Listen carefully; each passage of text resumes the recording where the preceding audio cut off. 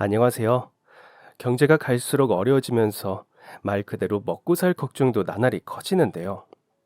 20, 30대 분들에게 가장 큰 고민은 역시나 취업이 아닐까 싶어요. 저 역시 과연 내가 취업을 할 수 있을까 걱정이 너무나 컸는데요. 먼저 졸업한 선배 중에도 취업이 되지 않아 어려움을 겪는 경우를 정말 많이 봤거든요. 특히나 전문적인 기술이 있는 분들이라면 해당 분야의 취업이 조금 더 잘 될 수 있지만 그렇지 않은 경우라면 경쟁자가 더 많다 보니 취업은 더욱 어려워질 수밖에 없어요. 그래서 학교 다니면서 휴학하는 친구들도 있고, 혹은 아예 다른 길을 알아보는 경우도 있었어요. 졸업하고 생활에 조금 더 여유가 있다면 유학을 가는 애들이 제일 부러웠죠. 대학원에 다니는 친구들이 부러울 때도 있었고요. 저는 그러니까 중산층보다는 조금 더 아래에 속하는데요. 가정이 찢어지게 가난한 형편은 아니었지만 자식이 셋이나 있는 집에서 대학을 보낸다는 게 쉬운 일은 아니에요. 아버지와 어머니가 열심히 일을 하면서 돈을 벌어도 풍족하기보다는 늘 모자람이 더 앞섰거든요. 그러다 보니 어릴 때부터 나누는 일이 더 익숙했고 마음껏 내 물건이나 내가 하고 싶은 일을 주장할 수도 없었는데요. 특히 저는 삼남매 사이의 첫째다 보니 장남으로서 가족들을 책임져야 한다는 묘한 책임감도 가지고 있었어요. 그러다 보니 어릴 때부터 성인이 되어서도 늘 굉장히 치열하게 살아왔는데요. 내가 장남이니까 잘해야 해. 첫째니까 부모님에게 도움이 되어야 한다는 생각이 늘 강했던 것 같아요. 하지만 마음과는 다르게 결과가 항상 만족스럽지는 않더라고요. 삶이 노력한 만큼 모두 잘 풀린다면 세상에 불행한 사람은 한 명도 없을 거예요. 그런 것처럼 제 삶도 역시 노력한 만큼 잘 풀리지는 않았어요. 사실 제 입으로 이야기하기는 조금 부끄럽지만 어릴 때부터 공부를 조금 잘했어요. 그러다 보니 자연스럽게 집안에서 저에게 걸었던 기대도 컸어요. 게다가 제가 첫째다 보니 부모님도 무리해서라도 저를 지원해주고 싶어하는 눈치였죠.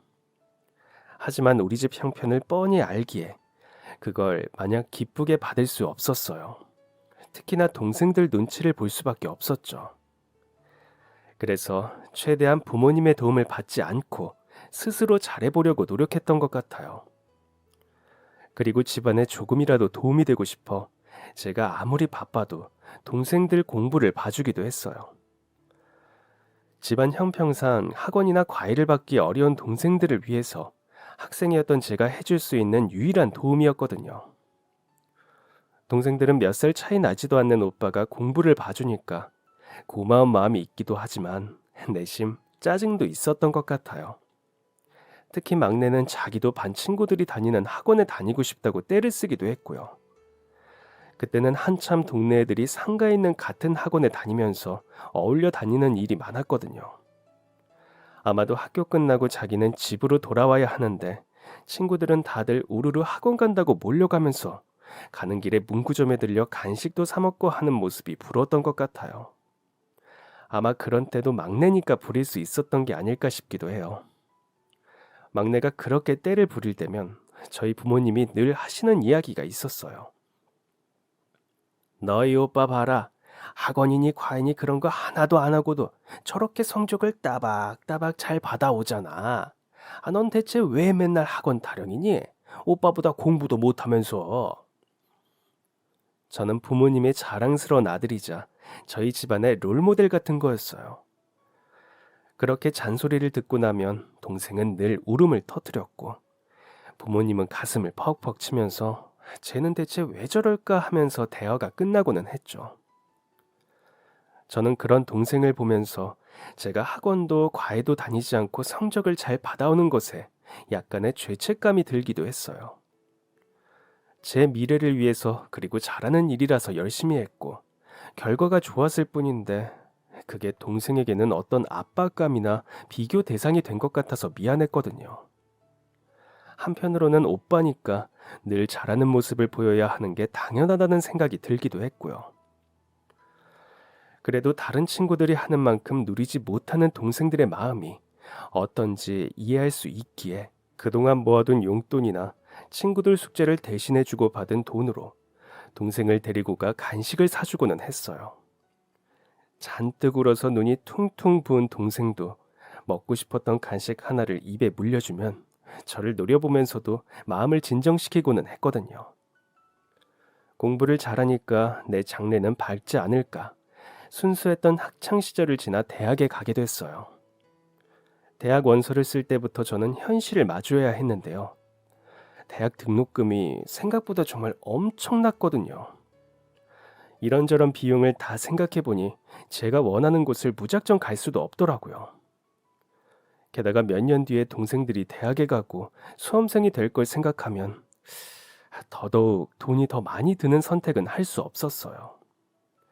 그래서 어쩔 수 없이 제가 가고 싶었던 더 유명한 곳보다 장학금을 준다는 차선책을 선택하게 되었어요.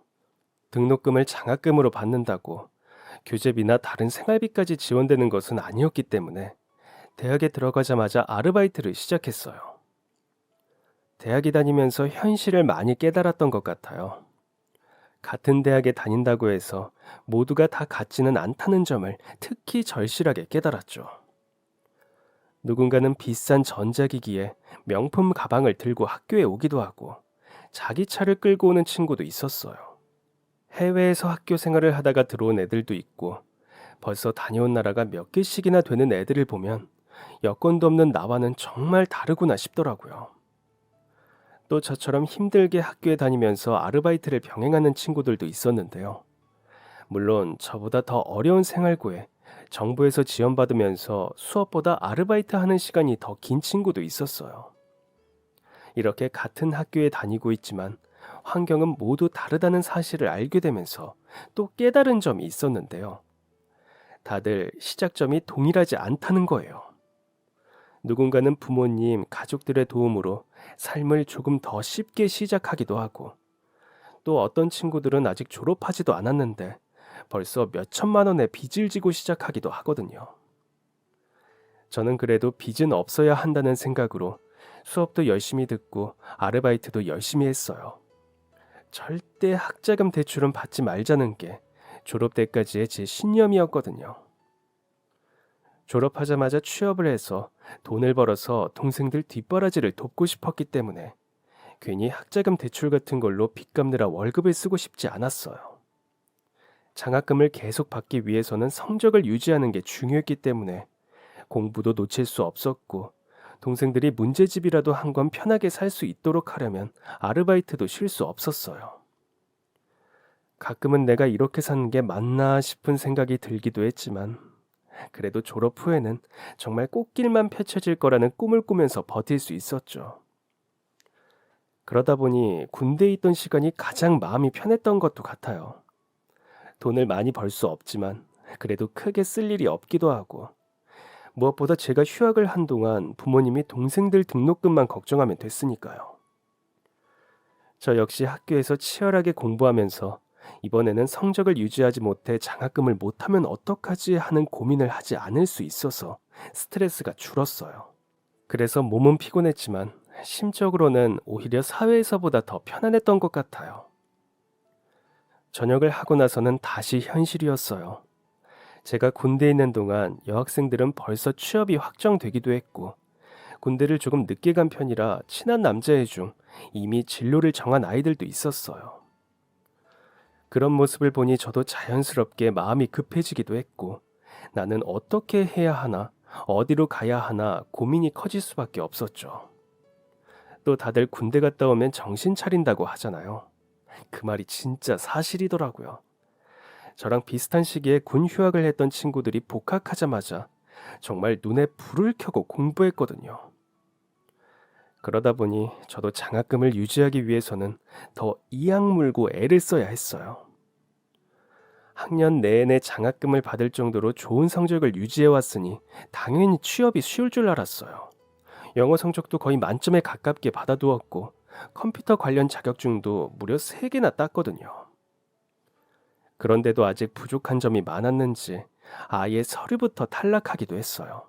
솔직히 졸업식 전까진 그래도 두세 곳은 합격해서 그 중에 비교해보고 원하는 대로 가겠다고 생각했는데, 이게 웬걸?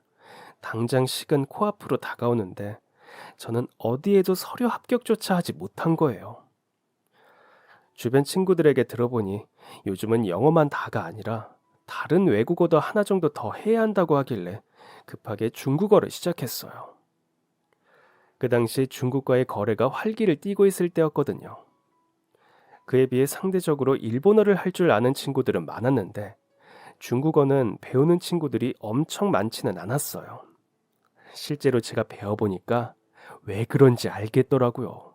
말이 너무 어려웠거든요. 와, 한자만으로도 이렇게 어려운데 발음에 성조에 이 생전 처음 배워보는 언어라서 낯선 건 둘째치고 정말 난이도가 굉장한 언어였어요. 중국어를 배워보니 그동안 영어는 정말 쉬운 거였구나 하는 생각이 들 정도였죠.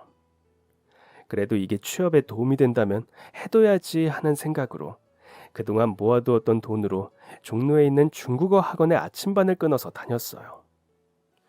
그리고 학원이 끝나면 편의점에서 아르바이트하고 저녁은 근처에 있는 독서실에서 총무를 했어요. 혹시나 취업에 성공하지 못할 것을 대비해서 공무원 시험을 준비하기 시작했거든요. 공부도 할 수 있고 돈도 벌 수 있는 데다가 집중할 수 있는 조용한 공간이라서 좋았어요. 할 일도 그냥 사람들이 시간 맞춰 들어오고 나가는지, 음식물을 아무 데서나 먹지는 않는지, 특별히 시끄럽게 하는 학생은 없는지 등만 봐주면 되는 거라 일이 어렵지도 않았고요. 졸업하고 나서 멋있는 직장에 들어가서 정장 딱 차려입고 자랑스러운 모습을 보여주고 싶었는데, 그러지 못했어요. 졸업 후에도 저는 여전히 동네에서 아르바이트하는 신세였죠. 그 모습이 내심 부끄러웠어요. 부모님도 기대를 걸었던 첫째가 아직 취업이 되지 않은 모습을 보며 막막해 하시는 눈치였어요. 동생들은 그래도 이제 좀 철이 들었다고 오빠 힘내라며 조용히 응원을 해주더라고요. 특히 어릴 때 그렇게 때를 부리고 눈치 없던 막내가 어느 날 저에게 메시지로 오빠는 멋진 사람이야. 항상 어깨 펴고 다니자. 라고 보냈을 때 저도 모르게 총무실 계단 구석에 앉아서 눈물을 뚝뚝 흘렸어요. 그도 그럴 게 집안의 롤모델이라고 생각했던 제가 볼품없다고 느껴졌던 시기였으니까요. 그렇게 어느새 중국어를 배우면서 취업 준비를 한 지 10개월 정도가 지났어요. 그동안 중국어 자격시험도 받고 다음 상반기에 있을 공채 준비를 위해서 발바닥에 땀이 나도록 뛰어다니고 있었죠. 주변 선배들과 친구들에게 연락해서 혹시나 서류나 면접에 쓸 수 있는 꿀팁이 있는지도 물어보고 면접 관련 무료 강의나 컨설팅이 있다고 하면 여기저기 신청해서 다녀왔어요. 취업 박람회도 참여하고 그 와중에도 틈틈이 만약의 상황을 대비해 공무원 시험 준비도 계속하면서 정말 눈코 틀 새 없이 바쁘게 지냈죠. 유난히도 추웠던 겨울, 눈이 펑펑 오고 있었어요. 편의점 앞에 눈을 쓸고 안쪽에는 바닥에 박스를 깔면서 손님들이 미끄러지지 않도록 단단히 준비하고 있었죠. 워낙 눈이 많이 내려서 손님도 오지 않아 혼자 앉아서 책을 들여다보고 있었는데 딸랑 하고 문이 열리는 소리가 들렸어요. 보니까 얼굴이 빨갛게 얼어붙은 여자분 한 명이 들어오더라고요. 추위에 오들오들 떨면서 불안한 표정을 짓고 있었는데 문 입구에서도 밖을 보면서 한숨을 깊이 쉬고 있었어요. 그러더니 마침내 용기가 났는지 카운터로 걸어왔어요.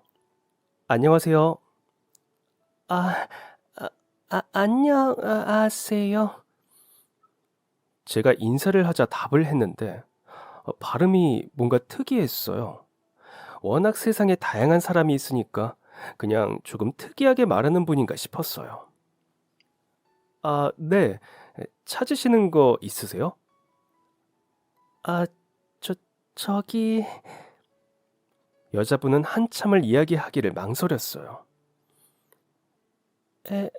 핸드폰, 전화? 네? 전화, 전화 가질 수 있어요? 전화 줘요. 여자분은 알쏭달쏭한 말들을 했어요. 갑자기 와서 핸드폰을 가질 수 있냐고 물어보다니 이게 무슨 말인가 싶었죠. 제가 제대로 이해하지 못하는 것 같아 보이자 여자분은 발을 동동 구르더니 이번에는 손짓까지 해가면서 이야기했어요. 어, 나 지갑 없어요. 집 몰라요. 핸드폰 써요? 아, 그때 갑자기 뭔가 감이 왔어요. 이분이 외국인이구나 싶었죠. 그리고 그때 그 여자분은 제가 보고 있던 중국어 책을 가리키더니 저에게 중국어로 말을 걸기 시작했어요. 回说中文吗? 중국어 해요? 네, 네. 아, 다행이다. 전 중국 사람이에요. 학생인데 핸드폰이랑 지갑을 잃어버렸어요. 제 핸드폰으로 전화를 해봐야 할 것 같은데 도와줄 수 있나요? 당신 핸드폰이나 가게 전화기나 아무거나 상관없어요. 제발 부탁드릴게요. 제 중국어 실력이 엄청나게 뛰어난 것은 아니었지만 그동안 열심히 해온 덕분인지 이 정도는 알아듣겠더라고요. 그리고 그분이 제가 이해하기 정말 쉽도록 천천히 몸짓을 같이 곁들여서 설명해 주신 덕분에 더 잘 알아들을 수 있었어요. 택시에 핸드폰과 지갑을 모두 두고 내렸다는 이야기에 저는 먼저 제 핸드폰을 빌려줬어요. 한참 동안 신호음이 가는 듯 하더니 상대가 전화를 받지 않았는지 기대했던 얼굴이 실망으로 바뀌더라고요. 금방이라도 울음이 터질 것처럼 울먹거리는데 어떻게 해야 할지 모르겠기에 제가 더 당황스러웠어요. 괜찮아요? 괜찮아요. 감사합니다. 그런데 전화를 받지 않네요. 아마 운전 중인가 봐요. 기숙사로 돌아가야 하는데 지갑이랑 핸드폰을 다 잃어버려서 어떻게 해야 할지 모르겠어요. 주소를 잘못 말해서 다른 곳에 내렸거든요. 아마도 아저씨가 제 한국말 잘못 알아들으신 것 같아요. 저런. 원래 사는 곳은 어딘데요? 신촌이에요. 신촌. 여기는 신촌인데 오해가 있었나 보네요. 맞아요. 차에서 잠들었는데 도착했다고 해서 급하게 내렸어요. 내려서 보니까 모르는 곳이었어요. 내 가방 하고 생각했는데 이미 택시는 멀리 가버렸더라고요. 여기까지 오면서 사람들에게 핸드폰을 빌려달라고 이야기했는데 다들 거절했어요. 아마 제가 나쁜 일을 할지도 모른다고 생각한 것 같아요. 그리고 눈이 너무 많이 와서 사람도 별로 없었어요. 아무튼 정말 고마워요. 오늘 저를 처음으로 도와준 사람이에요. 고맙습니다. 정말 고맙습니다. 눈도 내리는 밖에서 얼마나 헤맸는지 아직도 얼굴과 손끝이 빨개진 모습을 보니 마음이 안 좋았어요. 길에서 누가 핸드폰을 빌려달라고 하면 조심해야 한다는 이야기를 저도 몇 번 들은 탓에 저도 늘 누군가 전화를 빌려달라고 하면 거절해야지 하면서 다니고는 했어요. 처음 그분이 저에게 핸드폰을 빌려달라고 했을 때도 잠시 망설이기도 했고요. 그런데 너무 간절해 보이는 표정이라 믿고 빌려주었던 건데 만약 내가 같은 상황이었다면 어땠을까 생각이 들더라고요. 말도 잘 통하지 않는 외국에서 지갑과 핸드폰을 잃어버린다면 상상만 해도 눈앞이 아찔해지는 것 같았어요. 학생이라고 했죠?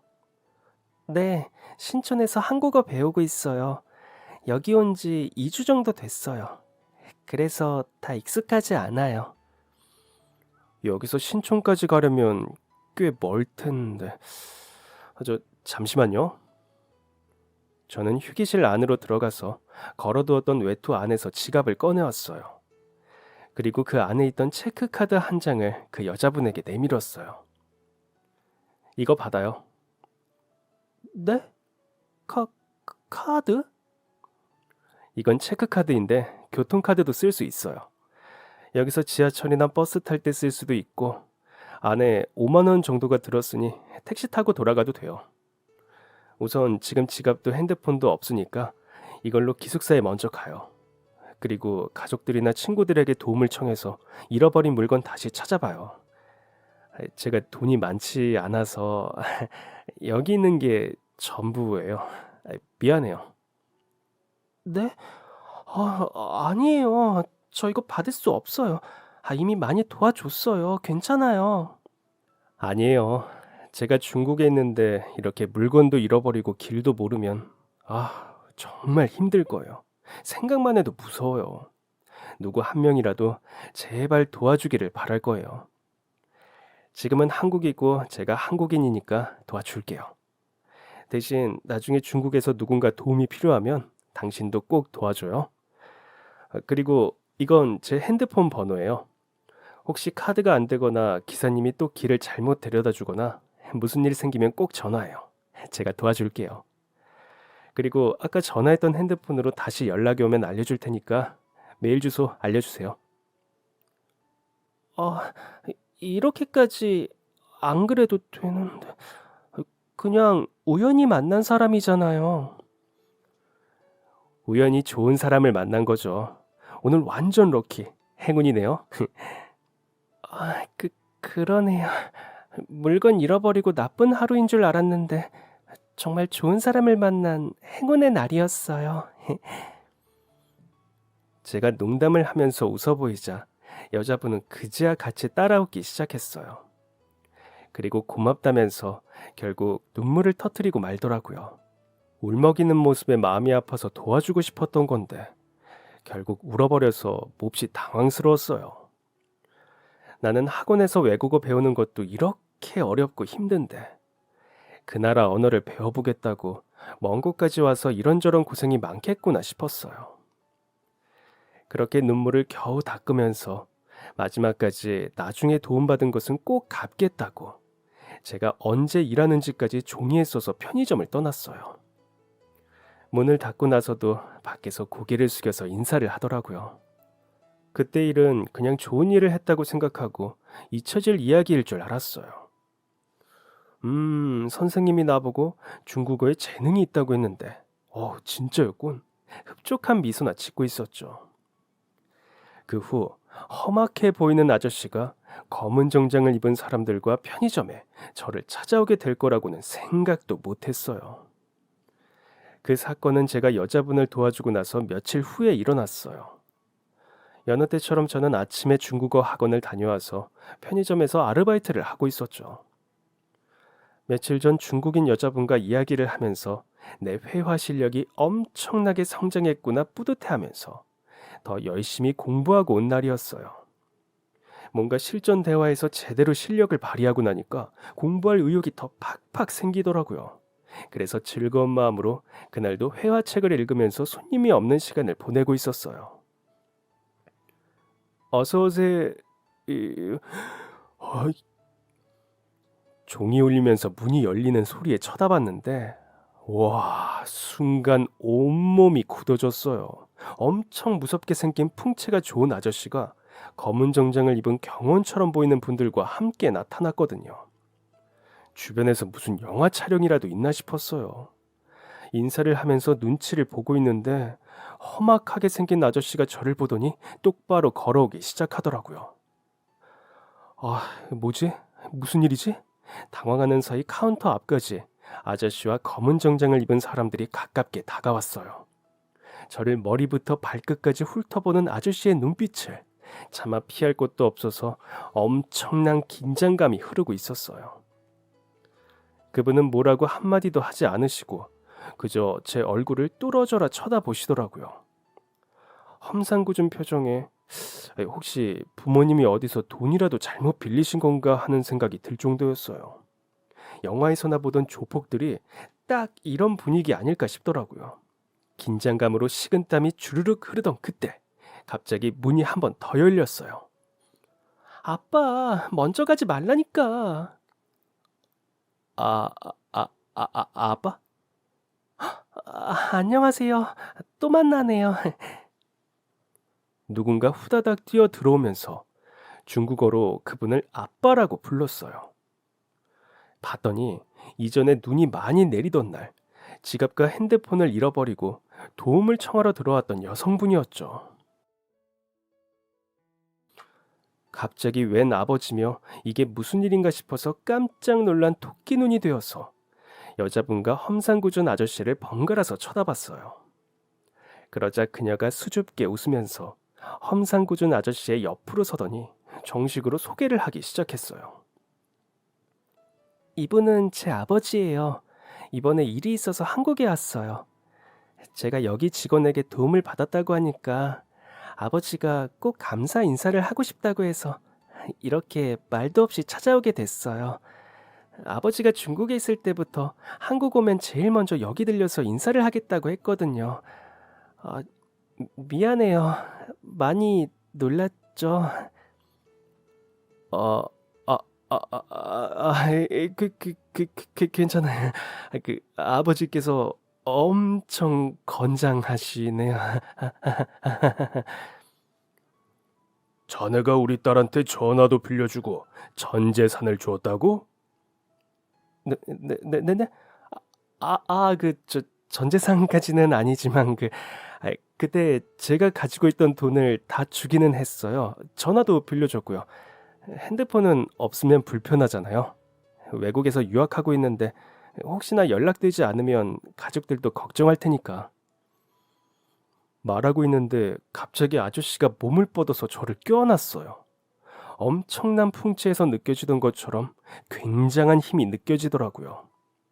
그냥 저를 끌어안았을 뿐인데 팔의 힘에서 단단함이 느껴졌어요. 고맙네. 정말 고마워. 정말 큰일을 해줬어. 정말 고맙네. 아니에요. 제가 잃어버린 물건을 찾아준 것도 아닌데요. 아니야. 그것만큼 대단한 일을 한 거야. 다른 나라에서 물건을 잃어버리고 어떻게 해야 할지 모르는 딸에게 베풀 수 있는 최고의 친절이었네. 안 그래도 하나뿐인 딸이 해외에 나가서 공부한다고 해서 걱정도 많았거든. 안 된다고 반대도 했는데 본인이 꼭 한국에 가서 한국어를 배우고 싶다고 우기니 어쩔 수 없이 보냈지. 그런데 그날 기숙사에 돌아와서 전화하겠다고 하곤 원래 통화하던 시간까지 연락이 없어서 얼마나 걱정했는지 모른다네. 상황 설명을 듣고 청년 덕분에 기숙사까지 안전하게 도착했다는 이야기를 듣는데 다른 나라에서도 자네가 있을 곳을 향해서 고개 숙여 감사 인사를 했어. 자식 가진 부모 입장에서 청년이 베풀어준 친절이 얼마나 큰 의미인지 모르네. 정말 고맙네. 고마워. 내가 어떻게 은혜를 갚으면 좋을까? 이 편의점 혹시 자네 가게인가? 그렇다면 내가 여기 있는 물건을 다 사면 어떤가? 네? 아닙니다. 저는 지금 취업을 준비하는 사람이라서 여기서는 그냥 아르바이트로 잠깐 일하고 있어요. 여기는 제 가게가 아닙니다. 일자리? 네, 경영학과를 졸업했는데 취업을 아직 못했어요. 여기랑 도서관에서 아르바이트 하면서 회사에 가기 위해 준비를 하고 있어요. 일자리 찾는데 도움이 된다고 해서 중국어도 졸업할 때쯤부터 배우기 시작했고요. 음, 그러면 자네에게 필요한 게 일자리인가? 네? 자네가 일자리가 필요하다고 하면 내가 도와줄 수 있는데 마침 내가 일하면서 도움이 필요하기도 하고. 정말요? 그래. 여기서 이럴 게 아니라 언제 시간 되나? 어차피 내가 감사 인사도 밥을 대접하면서 해야 하니 본격적으로 나를 잡아서 밥을 먹으면서 이야기 나눠보지. 네? 아, 감사합니다. 감사는 무슨? 감사는 내가 해야지. 우리 딸을 도와줘서 정말 고마웠네. 언제 시간 되는지 저한테 알려주세요. 제 핸드폰 번호 아시죠? 그리고 덕분에 그날 핸드폰 찾을 수 있었어요. 지갑도요. 아버지한테 생일 선물로 받은 소중한 지갑이라서 안에 들어있었던 돈보다 중요했거든요. 고마워요. 덕분에 저한테 소중한 물건들을 찾을 수 있었어요. 정말 고마워요. 아빠, 이제 가요. 이 사람 부담스러워서 일도 못하겠어요. 어? 아유, 이 내 정신 좀 봐. 그렇겠구만. 이 실례가 많았네. 그럼 조만간 식사하면서 다시 만납시다. 그러더니 두 사람은 가게 앞에 세워진 고급 세단을 타고는 사라졌어요. 차를 탈 때 주변에 검은 정장을 입은 사람들이 문도 열어주더라고요. 저는 가게 앞에서 저도 모르게 저절로 허리가 숙여지면서 인사를 했어요. 그렇게 한바탕 소동이 지나가며 방금 제 앞에 대체 무슨 일이 있었나 싶더라고요. 내가 방금 꿈이라도 꾼 건가 싶을 정도로 정신없는 상황이었죠. 그러고 나서 이게 꿈인가 싶은 찰나 여자분에게 먼저 연락이 왔어요. 시간 되는 날짜에 식사 자리를 하자는 이야기였죠. 그렇게 약속 날짜를 정하고 그쪽에서 우리 가족들도 다 같이 봤으면 좋겠다고 하더군요. 그래서 저는 그 여자분과 제가 어떻게 만나게 되었는지부터 가족들에게 이야기를 했어요. 그래서 우리를 다 부르라고 하셨다고? 어머니가 얼떨떨한 표정으로 놀라서 저를 쳐다보시며 물으시더라고요. 헐, 오빠, 여기 엄청 유명한 고급 호텔 식당이잖아. 여기 진짜 비싸다고 하던데? 와, 이런 곳에서 음식 대접을 하신다고? 진짜 부자인가 봐. 중국에 엄청난 부자가 많다고 하더니? 세상에, 우리 아들 덕분에 이런 곳에 밥을 먹으러 간다고? 가족들은 인터넷으로 약속 장소를 알아보더니 입을 다물지 못했어요. 다들 이게 대체 무슨 일이냐며 살아생전 이런 곳에서 밥을 먹을 줄 상상도 못했다고 가기 전날부터 설레어 했어요. 그리고 약속 날이 되자 집 앞에 웬 고급 차량이 서 있더라고요. 리무진이랑 비슷하게 생겨서 뒷좌석에 앉으니 앞사람과 마주 볼 수 있게 앉을 수 있는 구조였어요. 이런 차는 영화에만 나오는 줄 알았는데 와, 실제로 이런 걸 타고 다니다니 감탄만 나오더라고요. 우와, 오빠, 차 가죽부터 다르다. 우리 집 다마스랑은 비교도 안 되는데? 와, 차가 이렇게 넓다고? 여기서 잠도 자고 공부도 할 수 있겠는데? 그러게. 우와, 이런 차를 진짜 타고 다니는구나. 그냥 영화에서나 쓰는 건 줄 알았는데. 집 주소 물어봤다고 하길래 선물 같은 거 보내시려나 했더니 식당에 편하게 오라고 차를 보내셨나 봐. 진짜 클래스가 다르다. 저희는 고급스런 차 내부를 정신없이 구경하면서 감탄하다가 약속 장소에 도착했어요. 식당으로 들어가니 별도의 방으로 된 곳에 이미 험상궂은 아저씨와 도움을 줬던 여자분이 와 있더라고요. 아저씨는 전에 봤던 것처럼 정장 차림이었는데 여자분은 지금까지 봤던 캐주얼한 모습과 달리 예쁜 원피스를 차려입고 있었어요. 한눈에 봐도 고급스러워 보이는 원피스를 입은 여자분을 보니 다시 한번 부잣집 따님이구나 실감이 들었죠. 아저씨가 일어나서 오느라 고생이 많았다고 불편한 점은 없냐고 인사를 하니 옆에 있던 다른 남자분이 통역을 해줬어요. 가족분들은 중국어 어려워요. 그래서 통역 사람 불렀어요. 여자분은 서툰 한국어로 우리 가족에게 웃으면서 설명했어요. 그리고 자리에 앉아서 식사하면서 중국어와 한국어, 그리고 동생들은 약간의 영어를 섞어가면서 더듬더듬 대화를 이어나갔어요. 서로 말은 잘 통하지 않았지만 그래도 부모와 자식, 가족이라는 공통점 때문인지 부모님은 아저씨와 나름대로 말이 잘 통하는 듯 했어요. 저희도 비슷한 또래들이라 그런지 아니면 오빠만 있던 동생들이 예쁜 언니를 만나 좋아서였는지 대화가 꽤 잘 통했고요. 동생들은 원피스나 귀걸이, 화장 등 그동안 오빠랑은 이야기 나누지 못했던 대화들을 잔뜩 나눴어요. 서로 바디 랭귀지까지 섞어가며 이야기를 나누고 그쪽에서도 여전히 서툴기는 하지만 한국어로 최대한 말을 하려고 노력하더라고요. 한국을 엄청나게 좋아해서 한국어를 배우러 여기까지 왔다고 들었는데 정말 좋아하고 잘하려고 노력하는 모습이 뭔가 대단하기도 하고 예뻐 보이기도 했어요.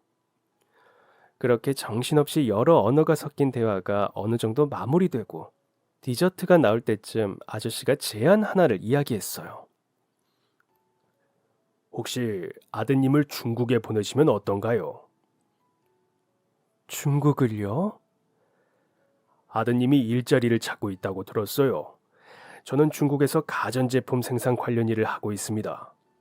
요즘 한국과 거래가 활발한데 양쪽 언어를 다 아는 사람 수가 적다 보니 도움이 필요한 상황이에요. 한국에 와서 직접 사람을 뽑아볼까 싶어서 찾고 있었는데 이 아드님의 됨됨이를 보니 어떤 일이든 믿고 맡길 수 있을 만한 것 같군요. 아저씨는 명함 2개를 꺼내서 저희에게 주었는데요. 저도 이름을 들어본 적이 있는 큰 규모의 회사더라고요. 고급 세단부터 경호원과 함께 다니는 것까지 보통 분은 아니라는 생각이 들었는데 이렇게 큰 회사의 대표님일 거라고는 생각도 못했어요. 아, 여, 여기는 어디인지 아나 보구만. 이거 참 부끄럽네. 여기라면 엄청나게 큰 회사 중 하나잖아요. 맞네. 그런데 우리가 중국 내에서 규모가 크기는 해도 아직 한국 시장까지는 진출이 많이 되지 않았거든.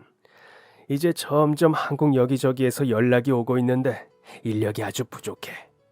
지금 있는 직원들은 중국어랑 영어는 능통해도 한국어를 잘하는 사람이 별로 없어. 한국어와 중국어를 둘 다 엄청나게 잘하지는 않아도 어느 정도 대화가 가능한 사람을 찾고 있었는데 마침 자네를 딱 만나게 되었으니 이게 인연이 아니면 뭐겠나. 마침 자네가 취업도 준비 중이라고 하니 이건 하늘이 우리 회사에 알맞은 인재를 내렸다고밖에 할 수가 없네. 다만 이 본사가 중국에 있으니 자네가 우리 회사에 다니고 싶다면 한국을 떠나야 하는 상황이라 어떻게 그렇게 해보겠나? 응? 중국에 와서 일을 해보겠나? 갑작스런 제안이라 어떻게 해야 할지 고민이 컸어요. 혹시 내년쯤 공채가 뜨면 이번에는 내가 원하는 회사에 갈 수도 있지 않을까 생각도 들었고요. 하지만 마음속 어딘가에서 이건 일생일대의 기회라는 생각이 들었어요. 돈을 주면서 유학을 가야 하는데 저는 반대로 월급을 받으면서 제가 배웠던 언어를 마음껏 쓸 수 있는 환경으로 갈 수 있다니 이런 기회가 또 있을까 싶더라고요. 그리고 한국을 벗어나 해외 기업에서 경력을 쌓으면 나중에 돌아와서 취업할 때도 더 유리한 점이 있지 않을까 하는 생각도 들었어요. 며칠간 생각해 볼 수 있도록 시간을 달라고 말씀드리고 저희는 자리를 마무리하고 일어났어요. 저희 아빠 회사에서 일했으면 좋겠어요. 그러면 제가 중국 돌아가도 우리 계속 볼 수 있을 테니까요. 여자분은 싱긋 웃으면서 마지막으로 저에게 인사를 건넸어요. 중국어로 이야기했는데도 묘한 분위기가 느껴졌는지 동생들은 옆에서 옆구리를 쿡 찌르면서 눈치를 주더라고요. 전이가 중국 오라 그러지. 오빠 좋아하나 봐. 아니야, 그냥 인사말이야. 조용히 해. 저는 괜히 부끄러워서 귀가 빨개진 채로 동생들에게 얼굴을 보여주지 않으려고 숨기면서 집으로 돌아갔어요. 그리고 며칠간 깊이 고민을 한 끝에 아저씨에게 연락해서 회사에서 일을 하겠다고 답변을 드렸죠. 아저씨는 잘 생각했다면서 너무 반가워하시더라고요. 그 후로 저는 중국으로 갈 준비를 했어요. 비즈니스 중국어를 배우기 위해 수업을 바꾸고 처음으로 여권도 만들었어요. 그리고 서로 언어를 가르쳐 주겠다는 핑계를 삼아 그녀와 매일 만났어요. 저희는 서로 중국어와 한국어를 섞어가며 이야기를 나누고 동대문이나 명동, 남산 등 유명 관광지를 돌아다니면서 회화 연습을 했어요. 서로 모르는 단어가 있으면 알려주기도 하고 하루가 다 끝난 후에는 일기처럼 기록을 남겨서 다음날 첨삭을 하면서 틀린 부분을 알려주기도 했어요. 그렇게 2달 정도를 같이 연습을 하니 실력이 훨씬 크게 성장하더라고요. 역시 언어는 원어민에게 배워야 하는구나를 다시 한번 실감할 수 있었어요. 중국 회사로 취업을 준비한 지 어느덧 3개월이 지났고 아직 프로그램이 남은 그녀보다 제가 먼저 한국을 떠나게 되었어요. 가족들과 인사를 나누고 중국으로 떠날 때만 해도 거기서 2, 3년 정도 경력을 쌓다가 돌아와야지 하는 생각이었어요. 그런데 막상 가서 생활을 해보니 생각이 달라지더라고요. 제가 어디서든 적응을 잘하는 성격인지 중국에서도 마치 한국처럼 편하게 지냈어요. 음식도 다 입에 잘 맞았고 생활하는데 불편함도 없었어요. 또 중국어를 자유롭게 할 수 있다 보니 사람들이랑 어울려 지내는 것도 어렵지 않았어요. 아마 사장님이 직접 스카우트해서 왔다는 낙하산 느낌이라 다들 조금 더 잘해주신 것 같았는데 그런 든든한 배경도 영 싫지만은 않더라고요. 그래도 뭔가 내가 너무 대접받고 있는 게 아닌가 하는 생각이 들어서 부담스럽게 느껴지기도 했어요. 내 힘으로 이뤄낸 것이 아니라는 생각이 제 마음을 무겁게 하기도 했지만 그래도 드디어 돈을 벌어서 집안을 도와줄 수 있다는 점은 정말 좋았어요. 월급도 생각보다 훨씬 많고 저는 어차피 기숙사에서 지내니까 크게 돈 들어갈 일도 없어서 나머지는 집으로 보냈어요.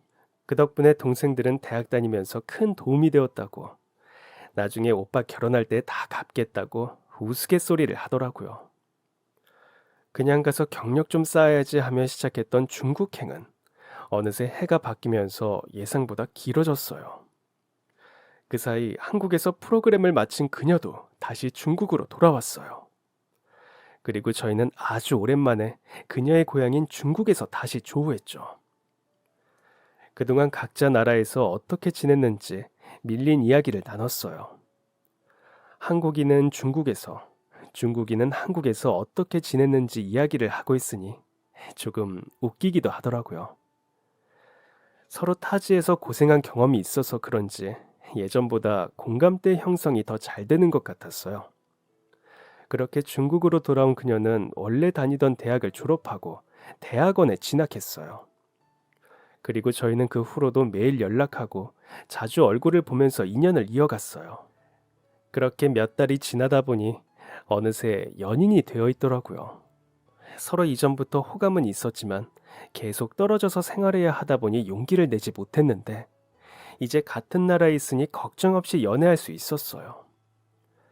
그리고 시간이 지나면서 나이가 들어가고 저희의 만남도 그에 따라 진지해졌어요. 연애한 지 3년 차, 저희는 결혼을 약속하게 되었고 식은 중국에서 한국에서 한 번씩 진행했어요. 중국에서 결혼식을 할 때는 가족들을 모두 초청하기도 했어요. 어느새 중국에 온 지 8년이 되어가니 한국에 대한 그리움이 짙어지기 시작했어요.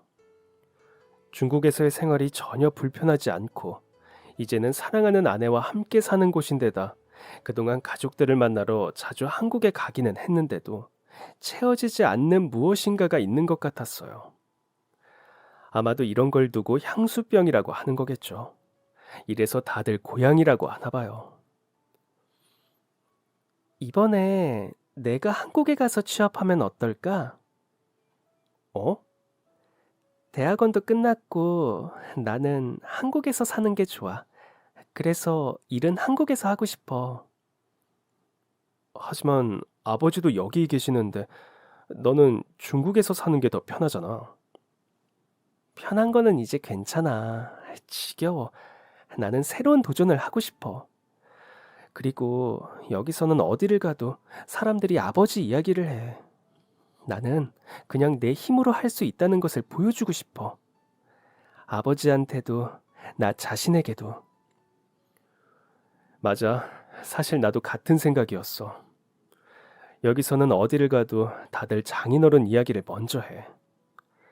장인어른 덕분에 내가 힘들었던 때 좋은 직장을 가질 수 있게 되었지만, 뭔가 내 능력이 그게 전부인 걸까 하는 고민이 들 때가 있어. 장인어른이 아니었다면 나는 취업도 하지 못하고 돈도 벌 수 없었을까, 뭐, 그런 생각들. 그래서 나도 고민을 많이 했었어.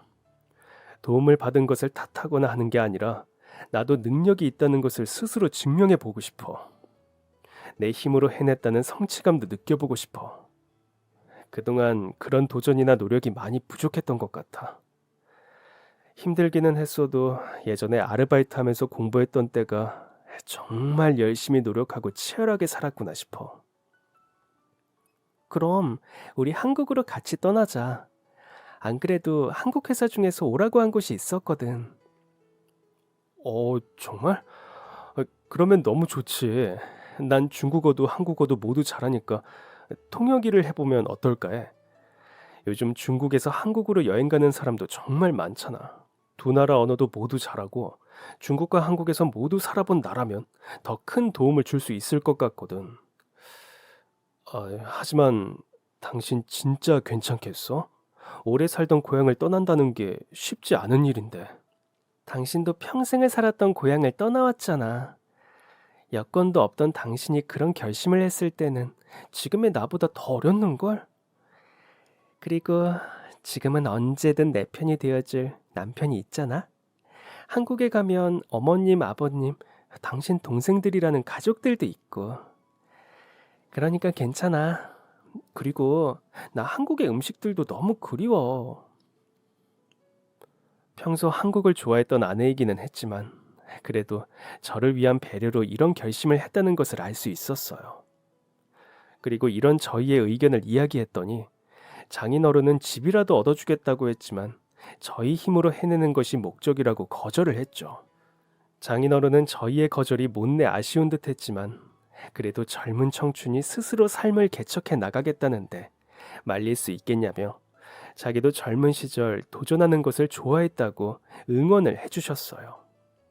대신 도움이 필요하거나 어려움에 부닥치면 언제든지 절대 망설이지 말고 이야기하라고 신신당부를 하셨죠. 그렇게 한국으로 돌아온 지 어느새 2년이 되었어요. 아내를 처음 만난 지가 벌써 10년이나 지났다니 세월이 참 빠르다는 생각이 들어요.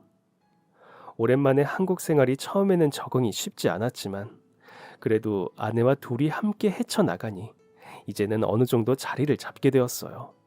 아내는 한국의 엔터테인먼트 회사에서 중국 쪽 마케팅을 담당하고 있고 저는 처음 인터넷으로 프리랜서 통역 번역 일을 시작하면서 지금은 몇몇 기업 강의에 출강까지 하고 있어요. 최근에는 회사의 업무 미팅 등에 동행해서 통역을 도와주기도 하고 각종 서류의 번역이 필요할 때도 도움을 주고 있는데요. 처음 시작부터 전부 제 힘으로 이뤄낸 일이라 그런지 더 애착이 크더라고요. 아내 역시도 아버지의 명성 없이 자기 스스로 일을 해낸다는 사실이 무척 뿌듯한 것 같고요. 그리고 덕분에 오랫동안 떨어져 있던 가족들이랑도 더 자주 만나고 있는데요. 동생들도 새언니를 너무 좋아해줘서 친하게 지내고 있어요. 심지어 가장 철없던 막내는 새언니 타지에 와서 외롭지 않게 해야 한다면서 중국어도 배우고 있다고 하더라고요. 마지막으로 중국의 속담 중에 길은 발로 만든다라는 이야기가 있어요. 성공을 위해서는 노력과 인내가 필요하다는 이야기인데요. 우연히 저에게 좋은 기회가 있었던 것 같지만 그것을 잡을 수 있었던 것은 그동안 제가 했던 노력과 인내가 있었기 때문이 아닐까 하는 생각이 들어요. 그러니 지금 취업이 어렵고 당장 앞이 막막하게 느껴지는 분들도 조금만 참고 견디면서 자신을 갈고 닦다 보면 언젠가 좋은 기회가 올 거라고 말해주고 싶네요. 그럼 지금까지 사연 들어주셔서 감사합니다. 사연이 재미있으셨다면 구독과 좋아요 부탁드려요. 감사합니다. 안녕히 계세요.